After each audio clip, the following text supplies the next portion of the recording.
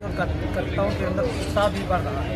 आइए देखते हैं कि सुल्तानपुर की जनता क्या चाहती है। सुल्तानपुर में 10 साल जो डबल इंजन की सरकार रही, इसमें 5 साल यहाँ की सांसद मेनका गांधी रही। शिक्षा, चिकित्सा, रोजगार पे इन्होंने क्या काम किया है, बढ़ती महंगाई पे इन्होंने क्या काम किया है, यहाँ के शोषित, वंचित, दलित, पिछड़े और अकलिय समाज के तबके के ऊपर जो जुल्म जाती हुई है, उस पर इनका क्या रवैया रहा है। बातचीत होगी।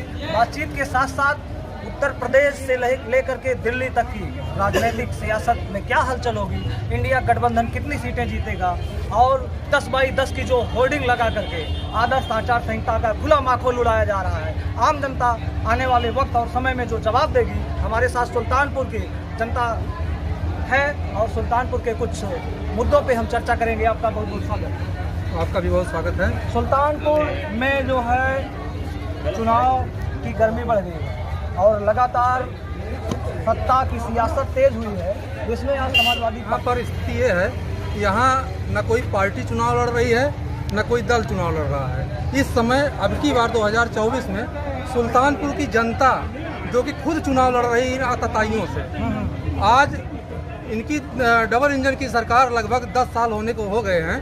अब कहने के लिए इनके पास बताने के लिए बहुत कुछ है, लेकिन धरातल पर कोई काम नहीं हुआ है। आप कहीं भी देख लीजिए, चाहे वो कोरोना काल से लेकर के आज तक, और ये केवल आज जो है संविधान और आरक्षण को ख़त्म करने का टोटल काम कर रहे हैं। इनकी सरकार में जान और संविधान दोनों खतरे में। अखिलेश यादव जी जब कहते थे कि ये भाजपा की वैक्सीन है तो लोग मजाक उड़ाते थे।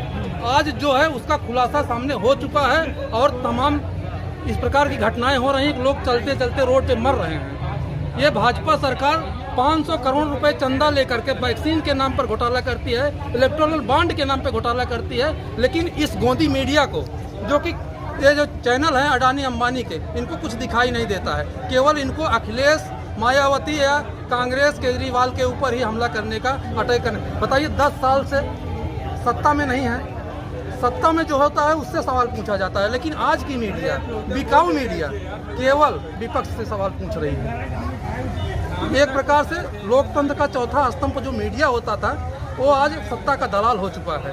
तो लड़ाई जनता लड़ रही है, और आपको मैं बता दे रहा हूँ, ये 80 सीट का टारगेट बना रहे हैं। 1-2 सीट बच जाए इनकी, अन्यथा ये उत्तर प्रदेश से पूरी तरह से 80-80 हार रहे हैं।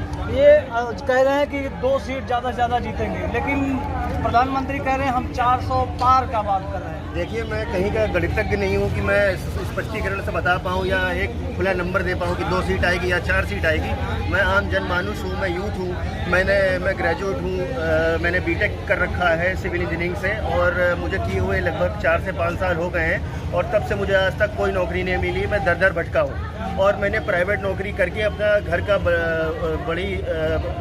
बड़ी उससे अपने घर का पालन पोषण किया।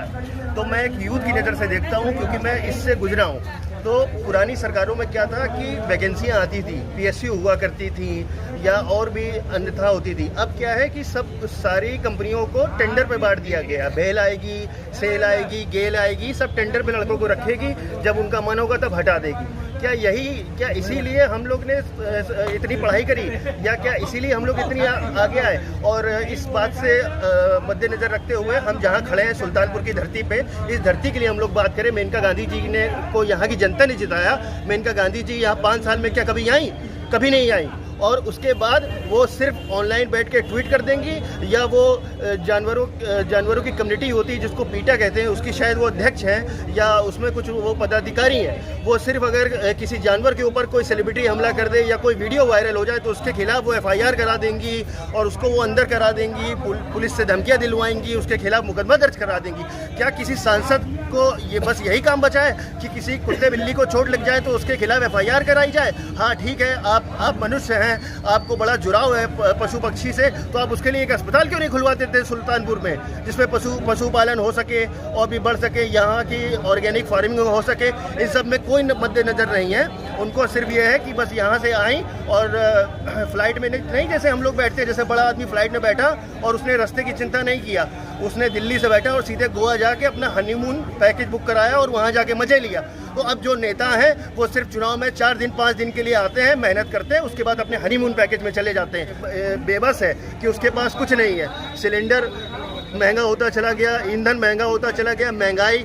और यही प्रधानमंत्री थे जो कहते थे मनमोहन सिंह की सरकार में कि महंगाई का माँ नहीं बोलते हैं। अब कहाँ गया वो माँ और कहाँ गई वो महंगाई? अब सब कुछ है, लेकिन अब ये हिंदू मुस्लिम में बांट रहे हैं। और आज तक के हिंदुस्तान के इतिहास में कोई ऐसा नहीं हुआ, इतना गंदा प्रधानमंत्री कोई ऐसा नहीं हुआ। मैं फिर से कहता हूँ, मैं माफ़ी चाहता हूँ अपने शब्दों के लिए, लेकिन इतना गंदा प्रधानमंत्री आज तक नहीं हुआ जिसने ऐसे बांटा हो और जिसने ऐसे स्पष्टीकरण से मंच पे खड़े होकर मुसलमानों को इतना कटाक्ष बोला हो। क्या मुसलमान इंसान नहीं है? या मुसलमान भारत के आज़ाद होने के बाद यहाँ नहीं आया, उसके बाद आया? भाई जब से हिंदुस्तान आज़ाद हुआ तब से ये बोला गया जिसको यहाँ रहना हो यहाँ रहे, जिसको पाकिस्तान में रहना हो वहाँ रहे। लेकिन अगर उस समय की सरकार ने यहाँ रखा तो कुछ सोच समझ के रखा, उन लोगों को कुछ यहाँ से अटैचमेंट था, इस लैंड से कुछ मोहब्बत थी, तब वो लोग यहाँ रुके। लेकिन ये सरकार सिर्फ हिंदू मुस्लिम में बांटती है, बेवकूफ़ बनाती है। आज क्यों इतनी बड़ी पार्टियों को अलायंस बनाना पड़ा? आम आदमी पार्टी पढ़ी लिखी पार्टी है और उसने मूल सुविधाओं दिया, और मैं चाहता हूँ कि ये अलायंस जीते और मूल सुविधाओं पर चिंतन करें। Thank you. वाकई में व्यक्ति की स्वतंत्रता है, अपनी बात रख सकते हैं। आर्टिकल 19 इसकी हमको इजाज़त देता है, क्षमा की कोई बात नहीं है। इससे जो आप यूथ हैं, 5 साल में सुल्तानपुर में कोई रोजगार सरकारी मिला कि नहीं? जी नहीं भैया, बिल्कुल कोई रोजगार नहीं मिला है। और मैं निषाद समाज से हूँ, मेरा नाम मंगला प्रसाद निषाद है। और कोरोना काल था, अभी आप देखे ही होंगे क्या हाल था पूरे देश और प्रदेश का। तो उस समय माननीय सांसद जिनको आप या सब लोग कहते हैं माता जी, वो सौतेली माता है हमारी। दलितों पिछड़ों की केवल सवर्णों? अरे भैया, सवर्णों की सगी माता है, उनके यहाँ हत्या हो जाए, कोई भी घटना हो जाए, वहाँ पहुँच जाती है। हम निषाद समाज की 4 घटनाएं हम आपको बताएं। एक घटना हुई थी थाने में पीट कर यहाँ भरा में निषाद समाज की हत्या हो गई। वहाँ समाजवादी पार्टी की काफ़ी टीम पहुँची थी, हमने देखा आदरणीय अनूप संडा जी भी पहुँचे थे। उन्होंने अपनी तरफ से जो सहयोग हुआ उन्होंने किया भी और कहा कि हम इस बात को आगे बढ़ाएंगे। लेकिन वही माता जी ने ना कोई घोषणा की, ना वहाँ गई वो। और दूसरी घटना हम आपको बता दें मधुबन की, वहाँ पे 3 सामंतियों द्वारा जो है एक बुजुर्ग अधेड़ व्यक्ति की गला रेत कर हत्या कर दी जाती है, लेकिन वहाँ भी माता जी नहीं जाती। तो ये पिछड़ों दलितों की सौतेली माता है और इनसे हमको कोई उम्मीद नहीं है। आप निषाद समाज से हैं, भीम निषाद को टिकट मिला, टिकट कटा, रितेश पांडे के साथ जा करके मुख्यमंत्री के ऑन टेबल बात हुई। उसके बाद निषाद जो है, भीम निषाद धरने पर बैठे और कहीं ना कहीं से ये अंतरकला चल रही है कि ख़त्म हो गई? अंतरकला बिल्कुल ख़त्म है। भीम निषाद के जो आपको बता दें, भीम निषाद के जो सांसद प्रतिनिधि जो उनके साथ चल रहे थे, श्री राम निषाद जी, आप देख लीजिए यहाँ आए हैं कि नहीं आए। समाजवादी पार्टी में कोई कला है ये नहीं, हम कह दें एक तरफ से कोई कला नहीं। देख लीजिए जो पुराने उनके साथ जुड़े थे, आज वो आए हैं कि नहीं आए हैं? अगर ना आए हूँ तो आप बताइए मुझको। कला कोई नहीं है, भाजपा की कला है। इनको जो है हम बता दें, खींच के आदमी ले जा रहे थे और तो खींच रहे थे। कादीपुर के एक नेता थे, हम लोग वीडियो देखा था भैया, फेसबुक खींच लेके जा रहे थे। ठीक है, क्या नाम हुआ आपका? बाबा साहब अम्बेडकर की जो है टी शर्ट में आपकी फोटो है, बाबा साहब को मानते हैं। इस समय संविधान खतरे में है और अहम भूमिका, महती भूमिका बाबा साहब की रही है। तो क्या मानते हैं कि वास्तव में संविधान खतरे में है कि केवल वोट लेने के लिए संविधान को खतरे में बताया जा रहा है? किस तरह से जो है संविधान को बदलने की बात हो रही है। आज आपको पता है संविधान बदलने की बात हो रही है। करंट में कौन सी सरकार है? केंद्र में कौन सरकार है?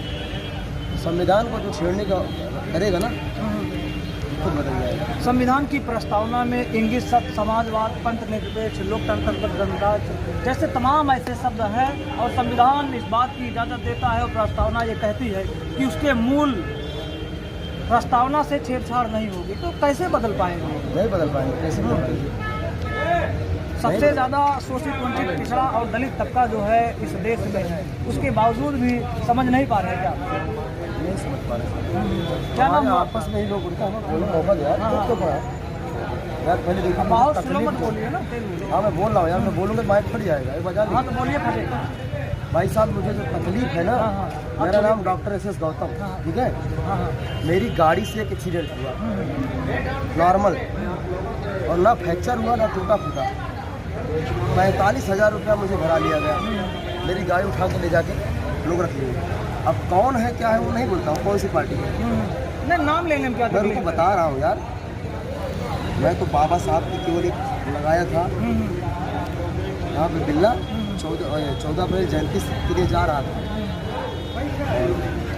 उसी के लिए बचा नहीं तो मार डाल दिया। कौन से लोग थे, किस पार्टी के लोग थे, नाम लेने में क्या दिक्कत है? वाकई में व्यक्ति स्वतंत्रता वहाँ है। पे देखिए नेतागिरी हो गई, वहाँ पे BJP के लोग पहुँचे, भीम आर्मी के भी लोग पहुँचे, और भी कई सारी सपा के लोग पहुँचे। माननीय भगेलू राम जी मुझे हेल्प किया। इस समय जो समाजवादी पार्टी इशारा से आपका जो है भारतीय जनता पार्टी की भी तरफ। बिल्कुल। आप कहना नहीं चाह रहे हैं। आपका क्या नाम हुआ भाई? क्या हाल चाल है विकास जी? सुल्तानपुर में क्या विकास हुआ है? तो आपका नाम ही विकास है, तो सुल्तानपुर में क्या विकास हुआ? हाँ, मेनका जी तो कह रहे हैं कि हमने पूरे सुल्तानपुर को चौड़ीकरण कर दिया, बदल दिया। कुछ सर में लाल गमछा बांधे हैं, जान रहे हैं क्या है? क्रांति का प्रतीक है, एकदम क्रांति का प्रतीक है। इसका परिवर्तन होगा। दिल्ली सरकार गिरेगी, दिल्ली सरकार गिरेगी, उसके बाद उत्तर प्रदेश में गिरेगी। क्या नाम हुआ आपका? आगे आप पेट्रोल पंप पे हैं, महंगाई दिख रही है, तेल डालते हैं। हाँ भैया, महंगाई बहुत चरम थी। पहले पेट्रोल क्या था? पहले पेट्रोल था 98, 29। हाँ, इस समय जो है 96 रुपये 30 पैसा हुआ। घर परिवार चल जा रहा है आपका? आप तो तेल डाल करके पैसा ले रहे हैं, आपका परिवार कैसे चल रहा है? कहाँ जैसे सबका चल रहा है।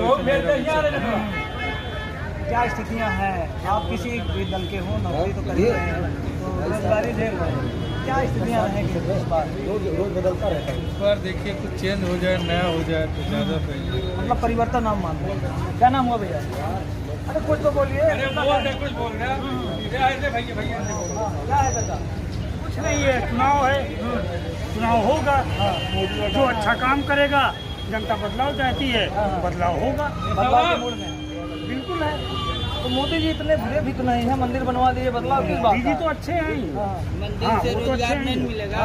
हाँ, क्या हुआ? क्या कह रहे हैं भैया? मंदिर से रोजगार नहीं मिलेगा। काहे नहीं रोजगार? वहाँ मंदिर बना, दुकान खुली, तमाम जो है पंडा पुजारियों को जो है वहाँ माला बेचने के लिए, फूल किसको बेचने मिला है के लिए। मंदिर से रोजगार? हाँ, किसको मिला हाँ, है? ये तो बीजेपी बता ही रही है। बीजेपी कहती है कि हम उत्तर प्रदेश में गुंडा साफ कर दिए हैं। हाँ, हाँ। तो सारे तो गुंडा मवाली पड़े हैं। सिर्फ उत्तर प्रदेश में इनको 3 अपराधी देखते हैं, एक अतीक, एक मुख्तार, एक आजम खान, और जिसके नाम से मतलब सिंह, केवल मुस्लिम अपराधी। हाँ सिर्फ मुस्लिम और दलित अपराधी है, जिनके नाम से सिंह लिखा रहता है, कोई अपराधी नहीं। खत्म कर दिए हैं, इनको भी खत्म करिए। क्यों नहीं खत्म करते? सुल्तानपुर में ऐसा कोई अपराधी दिख रहा है? बहुत ऐसे अपराधी हैं। क्या हमको भी राहुल गांधी की तरह जेल में ठुकवाएंगे? नहीं, ऐसा नहीं है। खैर ये जो है जनता की राय है, और खास करके जनता के मुद्दों पे बातचीत हो रही है। आप देखते रहिए, जागरूक एवं सजग बने रहिए, तार्किक रहिए, वाक एवं अभिव्यक्ति की स्वतंत्रता है, अपने पक्ष को रखिए। लगातार हम चुनावी कवरेज में हैं। अगले वीडियो के लिए बने रहिए। जय विज्ञान, जय संविधान, जय मंडल जोहार।